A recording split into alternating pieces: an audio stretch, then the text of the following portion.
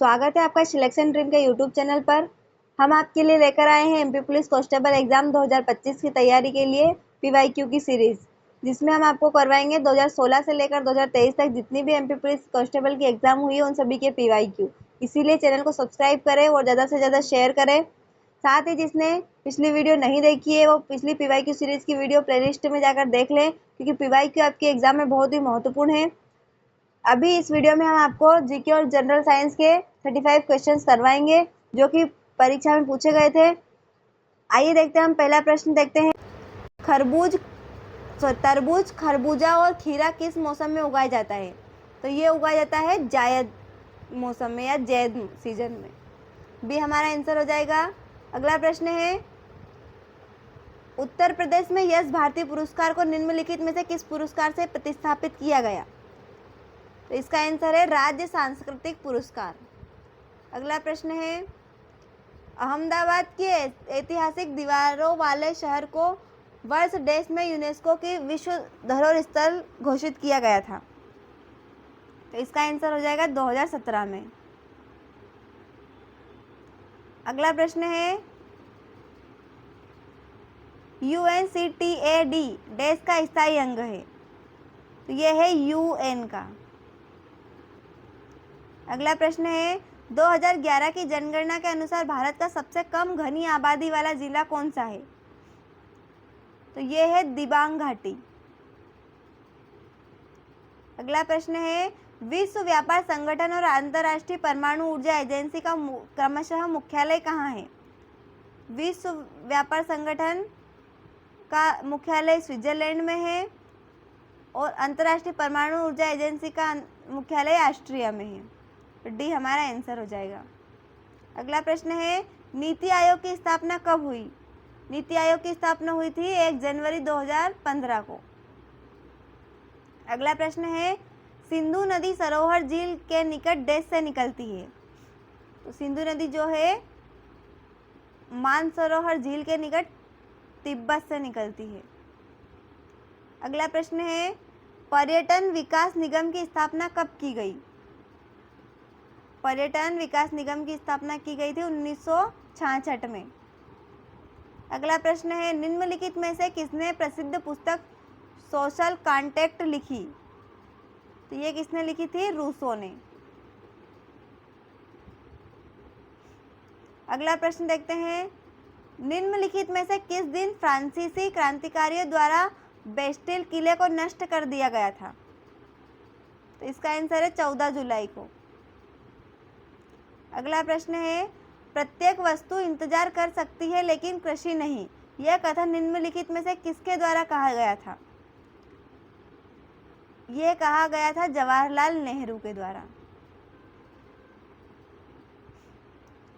अगला प्रश्न है, भगवान आदिनाथ जी की सबसे बड़ी मूर्ति किस जिले में स्थित है? भगवान आदिनाथ जी की सबसे बड़ी मूर्ति स्थित है बड़वानी जिले में। अगला प्रश्न है, खजुराहो के सभी मंदिरों में से किस मंदिर में सबसे ऊंचा तहखाना है जिसमें कई सुंदर अलंकृत सांचे हैं? तो इसका आंसर हो जाएगा कंदरिया मंदिर। अगला प्रश्न है, कुंडलपुर में रुक्मणी मठ का निर्माण 12वीं शताब्दी ईस्वी में डैश शासकों द्वारा किया गया प्रतीत होता है? तो यह किया गया है कलचुरी वंश के शासकों। अगला प्रश्न है, निम्नलिखित में से कौन सा गुफा जैसा मंदिर है जो लगभग 1230 फीट की ऊंचाई पर एक चट्टान को काटकर बनाया गया था? तो इसका आंसर है तिलक सिंदूर मंदिर। अगला प्रश्न देखते हैं, मध्य प्रदेश की अर्थव्यवस्था मुख्यतः किस क्षेत्र पर निर्भर करती है? तो मध्य प्रदेश की अर्थव्यवस्था मुख्यतः कृषि क्षेत्र पर निर्भर करती है। अगला प्रश्न है, संयुक्त राष्ट्र पर्यावरण कार्यक्रम का मुख्यालय निम्नलिखित में से किस स्थान पर है? तो यह है नैरोबी। अगला प्रश्न है, पौंड किस देश की मुद्रा है? तो पौंड जो है यूनाइटेड किंगडम की मुद्रा है, यूके की। अगला प्रश्न है, यह उस टाइम के करंट अफेयर का क्वेश्चन है। अगला प्रश्न देखते हैं, सकारात्मक वातावरण में रहने और ऐसे लोगों के साथ समय बिताने की क्या आवश्यकता है जो आपको खुश करते हैं और आपको प्रोत्साहित करते हैं? तो इसका आंसर हो जाएगा सामाजिक स्वास्थ्य।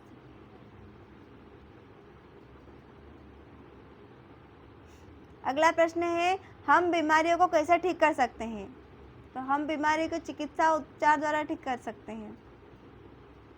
अगला प्रश्न है, भौतिकी की वह विषय क्या है जो ऊष्मा, कार्य और तापमान का अध्ययन करता है? तो ऊष्मा, कार्य और तापमान का अध्ययन करता है ऊष्मप्रवैगिकी। अगला प्रश्न है, वह जीव जिसमें उत्पन्न कोशिकाएं होती है जिसमें वास्तविक केंद्रक और झिल्लीबद्ध अंगक होते हैं कहलाते हैं? तो उन्हें कहते हैं यूकेरियोट्स। अगला प्रश्न देखते हैं, निम्नलिखित को मिलाएं। सबसे ठंडा स्थान है जम्मू और कश्मीर। सबसे नम स्थान है मेघालय, सबसे अधिक वर्षा वाला। और सबसे गर्म स्थान है राजस्थान। अब आंसर देखते हैं हम, हमारा बी हमारा राइट आंसर है। अगला प्रश्न है, जलवायु परिवर्तन को कम न करने वाली विधि डैश कहलाती है? जलवायु परिवर्तन को कम न करने वाली विधि है वनों की कटाई। जबकि अधिक पेड़ लगाए जाने से जितना संभव हो सके कम करें, पुनः उपयोग करें और रिसाइकल करें, घर पर और काम पर ऊर्जा की बचत करें। ये जलवायु परिवर्तन को कम करने वाली विधि नहीं है। कम न करने वाली विधि है वनों की कटाई। तो ये हमारा आंसर हो जाएगा। अगला प्रश्न देखते हैं, निम्नलिखित में से कौन सा तत्व इलायची के तेल का प्रमुख रासायनिक घटक है जो अपना विशिष्ट स्वाद देता है? तो इसका आंसर है सिनेओल। अगला प्रश्न है, किस पक्षी की मृत्यु के परिणाम स्वरूप बर्ड डाइवर्टर लागू किया गया था? तो इसका आंसर है भारतीय गिद्ध। अगला प्रश्न है, किसी एक जीव के शरीर में छोटे समय में होने वाले छोटे छोटे परिवर्तन परिवेश में होने वाले परिवर्तन के कारण होने वाली छोटी छोटी समस्याओं को दूर करने के लिए डैश कहलाते हैं? तो इन्हें क्या कहते हैं? पर्यानुकूलन। अगला प्रश्न है, लोटनिक घर्षण सर्पिक घर्षण से डैश होता है? तो लोटनिक घर्षण सर्पिक घर्षण से कम होता है। अगला प्रश्न है, बेकिंग सोडा है? तो बेकिंग सोडा है सोडियम बाइकार्बोनेट। सी हमारा आंसर हो जाएगा। अगला प्रश्न है, 1 किलोग्राम वजन डैश के बराबर है? तो इसका आंसर हो जाएगा 9.8 N। अगला प्रश्न है, वह दक्षिण भारतीय वयोवृद्ध महिला कौन है जिन्हें वृक्षारोपण के माध्यम से पर्यावरण संरक्षण हेतु पद्मश्री पुरस्कार से सम्मानित किया गया है? तो इसका आंसर है सालुमरादा थिमक्का। अगला प्रश्न देखते हैं, हरे शैवाल हरे होते हैं क्योंकि डैश की उपस्थिति होती है? तो हरे शैवाल हरे होते हैं क्योंकि उसमें क्लोरोफिल की उपस्थिति होती है। इस सेट का लास्ट क्वेश्चन देखेंगे, किस समूह में पॉलिप नहीं होता है? तो इसका आंसर है कैलकेरिया। अभी हमने जीके और जनरल साइंस के 35 क्वेश्चंस देखे हैं। ऐसे प्रश्नों को देखने के लिए चैनल को सब्सक्राइब करें और ज़्यादा से ज़्यादा शेयर करें। अगले वीडियो में हम अगले सेट के 35 क्वेश्चन लेकर आएंगे, इसलिए चैनल पर बने रहें। मिलते हैं अगले वीडियो में। धन्यवाद।